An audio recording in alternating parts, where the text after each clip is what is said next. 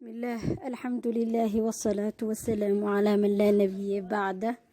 سلام الله عليكم ورحمة الله تعالى وبركاته.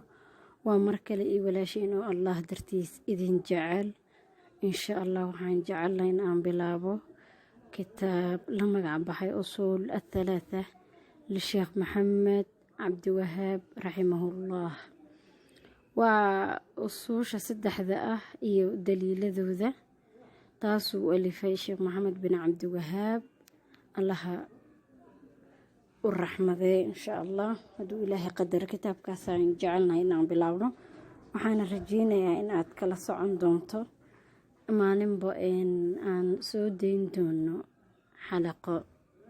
bismillaah alxamdu lilaahi wasalaatu wasalaamu calaa man laa nabiya bacdah. اللهم لك الحمد منا ولك الشكر فضلا وأنت ربنا حقا ونحن عبيدك رقا وأنت لم تزل لذلك أهلا. اللهم يا ميسر كل عسير يسر علينا كل عسير فتيسير العسير عليك يسير. اللهم يسر أمورنا واشرح صدورنا واختم بالباقيات الصالحات أعمالنا. اللهم اجعل اجتماعنا هذا اجتماعا مرحوما وتفرقنا بعده تفرقا معصوما ولا تجعل فينا ولا منا ولا معنا شقيا ولا محروما.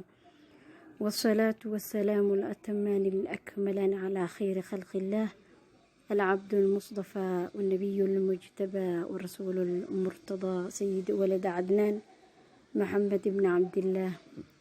بلغ العلا بكماله كشف الدجى بجماله حصنت جميع خصاله صلوا عليه وآله وصحبه وسلم. أما بعد بسم الله مركان أيان بلابين هدو إلهي قدر انتاس وحي اهيد مقدمة أما هردعيني فرفرشة أمهد علنت الله سبحانه وتعالى.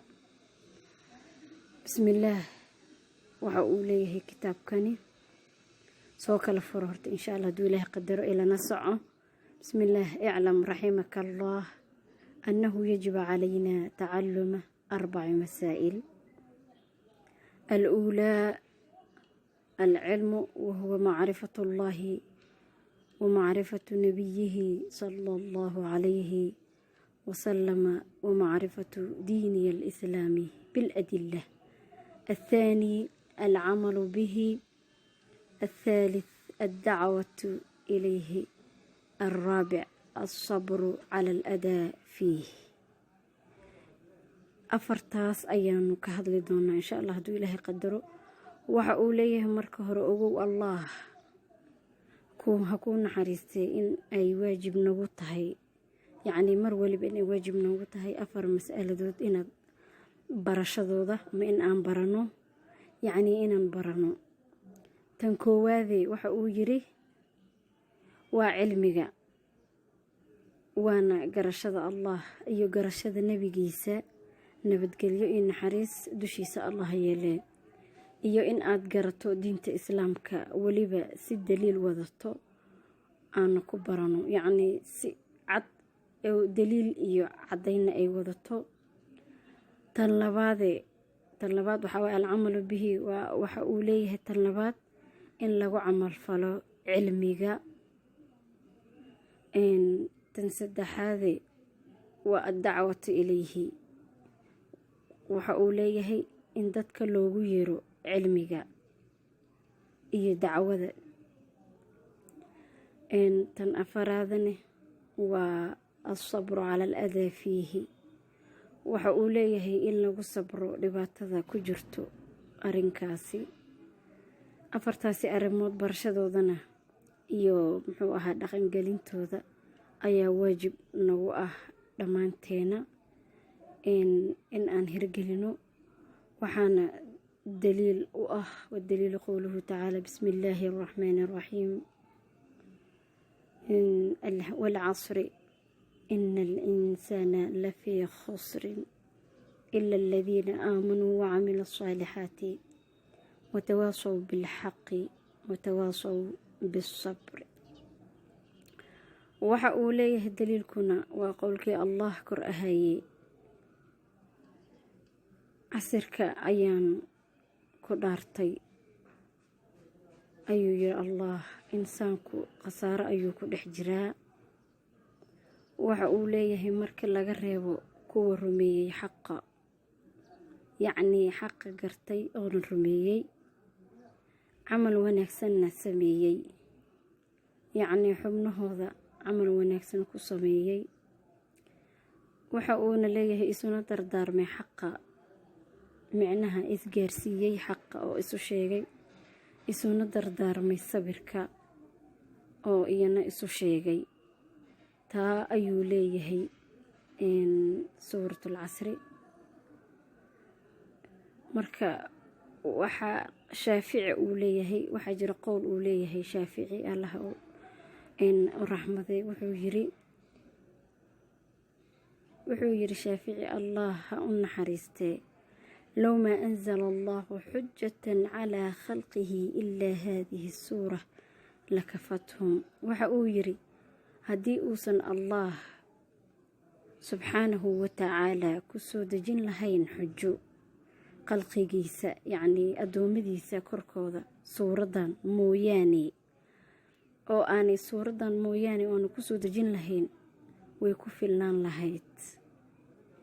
yacnii si dhammaystiran oo guud ayay suuraddan u hadashay, oo waxaa ku dhex sugan 4 arrimood ee badbaadada ay ku jirto qofkii uu fiirsada.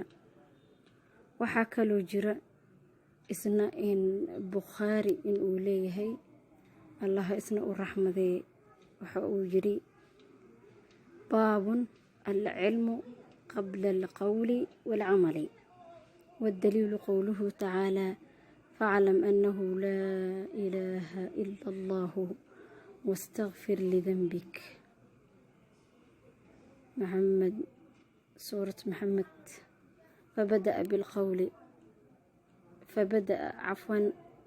فبدأ بالعلم قبل القول والعمل. waxa uu yiri baabka cilmiga wuu ka horeeyaa qowlka iyo camalka.